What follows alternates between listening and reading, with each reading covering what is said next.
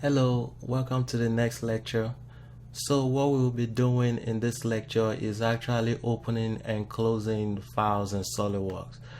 To start, make sure you download the project asset for this lecture and save it somewhere convenient on your computer that is easy for you to access.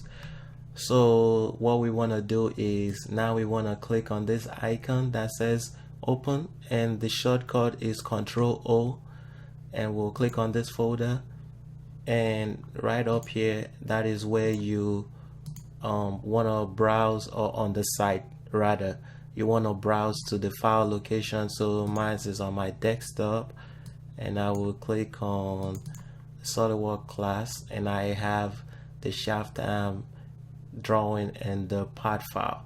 So I want to click on the part file and I want to select open.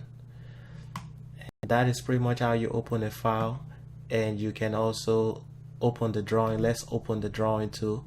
We'll click on the open folder, browse to the location, and select the shaft arm, open. And that is pretty much how you open a file in SolidWorks. Another way you can open files is you can go right into the folder where you've saved the drawings or the part file and double click on them, and it's going to open in SolidWorks directly. So those are the two ways you can open file, or the shortcut key Control O. So to close is pretty much simple. You can either, so this will exit out of it.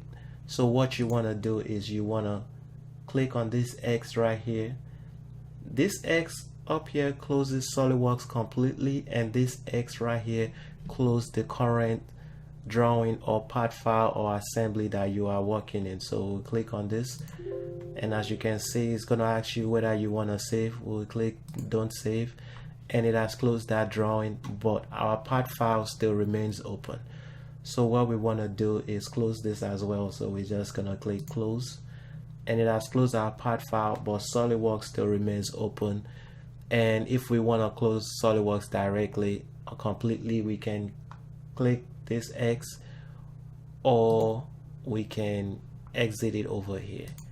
So that is pretty much, and we actually still in a new part file here, which is indicated by this X up here. We can also click on that X, close it. Now we are just in SolidWorks, and we just back to the starting page where we can start a new part file or open, and we can close SolidWorks directly from up here. So that's pretty much how you open and close files in SolidWorks. Thank you, and I will see you in the next lecture. Bye.